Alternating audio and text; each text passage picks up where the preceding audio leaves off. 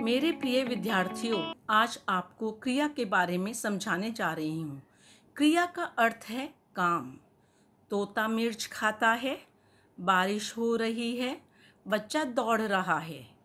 इन तीनों वाक्यों में काम बताने वाले शब्द हैं खाता है, हो रही है, दौड़ रही है।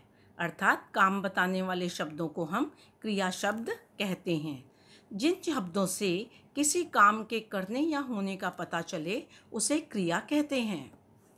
कर्म के आधार पर क्रिया के भेद। कर्म के आधार पर क्रिया बच्चों दो प्रकार की होती है, अकर्मक क्रिया, सकर्मक क्रिया।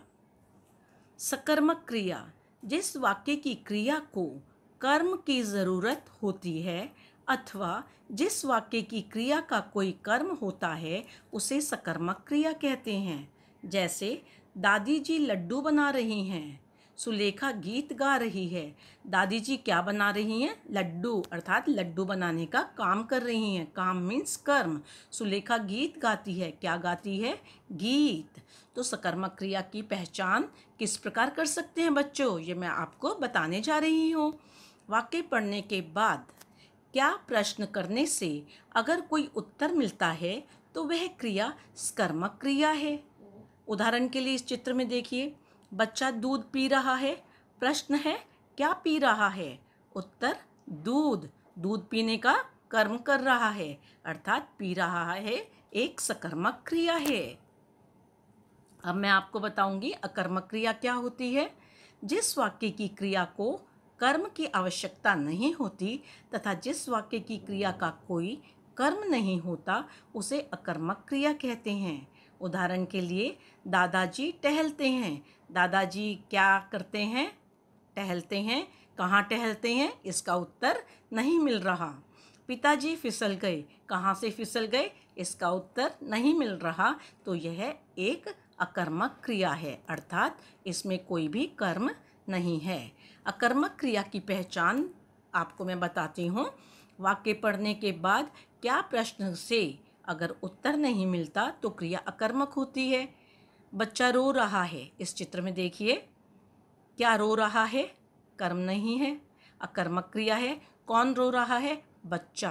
तो क्रिया का प्रभाव कर्ता पर पड़ रहा है, ना कि कर्म पर। अकर्मक क्रिया। अ का मतलब है बिना, कर्मक का मतलब कर्म के बिना। जतिन दौड़ रहा है, माँ हंस रही है। तो इसमें उदाहरण क्या है? क्या दौड़ रहा है? कोई उत्तर नहीं मिल रहा। क्या हंस रही है? इसका भी कोई उत्तर नहीं मिल रहा, अर्थात कोई कर्म नहीं है, केवल कर्ता और क्रिया हैं। सकर्मक क्रिया। सकर्मक, स का मतलब साथ, कर्म के साथ क्रिया का होना।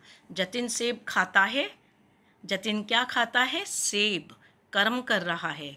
माँ पत्र लिखती है, क्रिया है लिखती है, और क्या कर्म कर रही है? पत्र। जिस क्रिया का कर्म होता है उसे सकर्मक क्रिया कहते हैं। अकर्मक और सकर्मक क्रिया की पहचान मैं बता रही हूँ बच्चों अब आपको। यदि किसी वाक्य की क्रिया के साथ क्या, किसे और किसको प्रश्न वाचक शब्द जोड़कर प्रश्न करने पर कोई उत्तर नहीं मिलता तो वह क्रिया अकर्मक क्रिया होती है, किंतु यदि उत्तर मिले तो वह सकर्मक क्रिया होती है। हवाई जहाज उड़ता है। क्या, किसे, किसको, कोई उत्तर नहीं मिल रहा, इसलिए यह अकर्मक क्रिया है। बच्चा दूध पीता है, यह सकर्मक क्रिया है। बच्चा क्या पीता है? दूध पीता है। सकर्मक क्रिया के भेद। सकर्मक क्रिया के दो भेद होते हैं, एक कर्मक क्रिया, द्विकर्मक क्रिया। एक कर्मक क्रिया जिस वाक्य की क्रिया का एक कर्म होता है उसे एक कर्मक क्रिया कहते हैं। जैसे पुत्र ने दूध पिया, इसमें एक क्रिया है और एक कर्म है। क्रिया का प्रभाव कर्म पर पड़ रहा है। द्विकर्मक क्रिया जिस वाक्य की क्रिया में दो कर्म होते हैं उसे द्विकर्मक क्रिया कहते हैं। दादाजी ने भिखारी को कपड़ा दिया।